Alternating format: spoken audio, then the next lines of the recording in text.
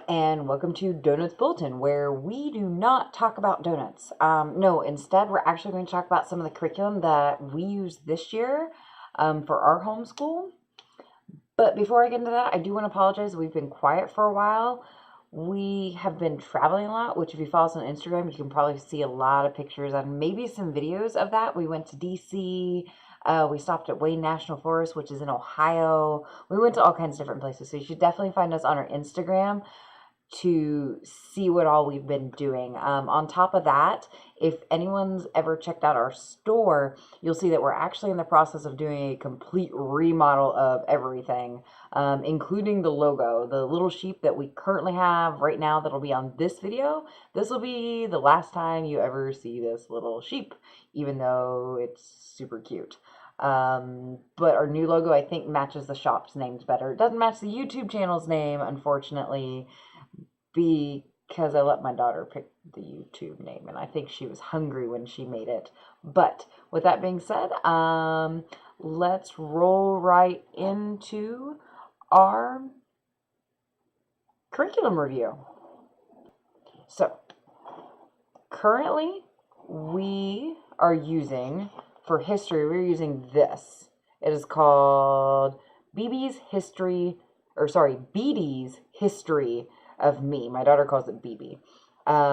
This is actually falls under, when I bought it, it was labeled under kindergarten curriculum, which we are technically in first grade, but when we did kindergarten, we didn't do any type of history other than reading books and things like that, just because I really don't feel history is a subject that you should go too far in depth with. Not until they're maybe third, fourth grade at the earliest, maybe even older depending on the child. But my daughter really wanted to do a history textbook this year because she does like history, so that's why we went with Beatty's.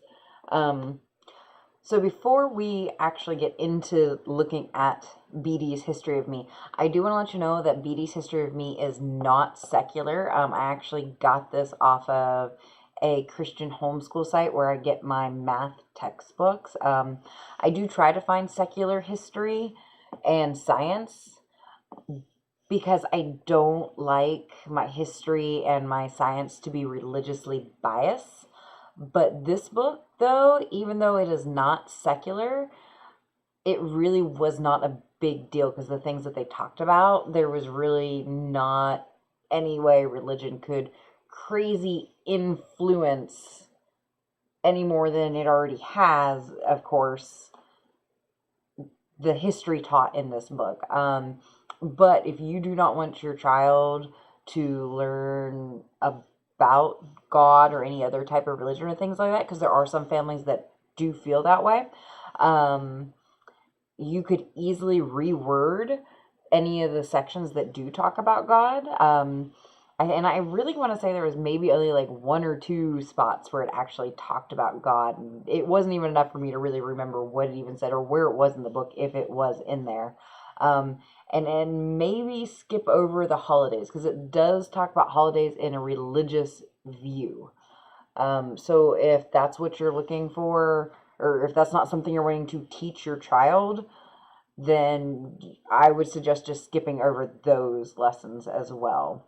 But other than that, some of the pros for this history book that we really liked was it's easy and it was good for beginners who are just now getting to the point where they're learning history for kids, like younger kids who are just now starting the education process.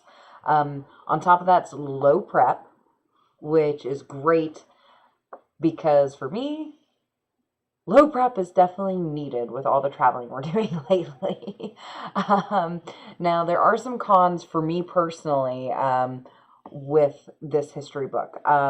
You may need to supplement depending on the topic, which I'll go into more detail that here in a little bit. But it's not very in-depth on a lot of things, so you may have to, pull up some things on Google to make sure you explain things a little bit better to your kid. It also has no way to review to actually make sure any of this stuff like sunk in and your child's retaining it, if that's something you're worried about. So you may need to make your own little quizzes or whatever I don't like quizzes, but whatever you would like to do to make sure your child retains it, if that's something you're worried about. But give me a second here. Sorry, I apologize. I keep reaching forward. I have a tablet with notes so I don't get too far off topic, because I'm really good at getting off topic. If you watch any of my other videos, you'll see that. But give me a second to pull up the lesson that I'm going to use for example. So here's the example lesson, and I'm going to show this up here. But on one side, right here, you have just pretty much like a brief intro to explain to the child what topic you're going to be talking about. Down in the gray right here, it's actually talking about in the gray right here, it's giving you the instructions on what you will be doing for the hands-on portion of the lesson, because each lesson does have a hands-on portion. And then, of course, over here is a timeline with that topic. This specific topic was the history of toys. So what it did was, it gave you your brief little intro starting from back in ancient Egypt and going all the way up. Oh, actually, and here is one that actually does talk about Jesus in this case. So there is definitely religious figures mentioned in this book. It is something that's easy to reword if you want to.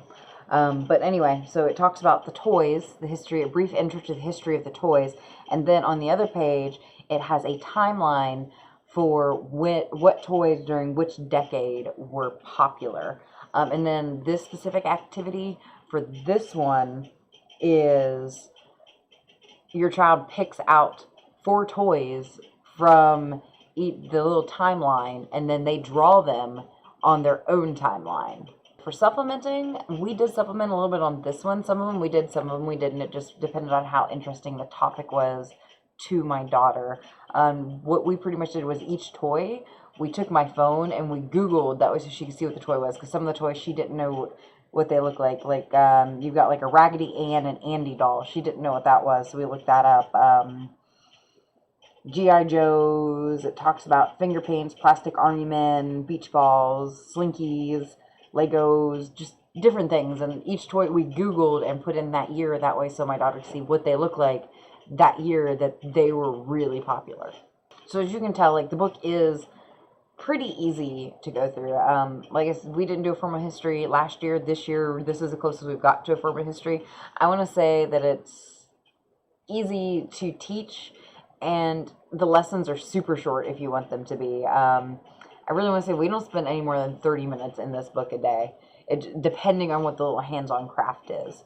And even then, my daughter's not a big colorer, and most of the crafts so far have been color-based, so we get through them pretty quick. It is low prep, which is nice. For me, that's a big deal. I love low prep anything. And on top of that, because we have a tight budget at the moment too, it makes it even better that it's low prep, because I don't have to go out every day and go buy something. We actually kicked one of our books this year because literally every day, like, I thought I'd have everything for it, and then we'd get to that lesson, and then there'd be something that, like, I didn't have, and we'd have to, like, run to the store and go get it. So we actually got rid of one of our books this year because of that. I think the most we've needed for this textbook is maybe yarn. Other than that, everything else I've had around the house, and I'm sure a lot of people do have yarn. I'm just not, even though you see I have a sewing machine and a craft table in the background, I'm not much of a crafter. So I don't have any yarn, so we had to go buy that. But everything else we have, I mean, tape, glue, colored pencils, crayons, paper, we've had all that stuff. I would suggest, though, saving, like, things like your toilet paper rolls and stuff, because there have been a couple of crafts that required us to do that, and I don't save those things. So before we could do that lesson, my daughter had to wait until we finished the roll of paper towels, and that took a while because it kept getting thrown away. So overall, on a donut scale of 1 to 5, I would rate this textbook 3 donuts. It's a great book for young learners, but may need some supplementing.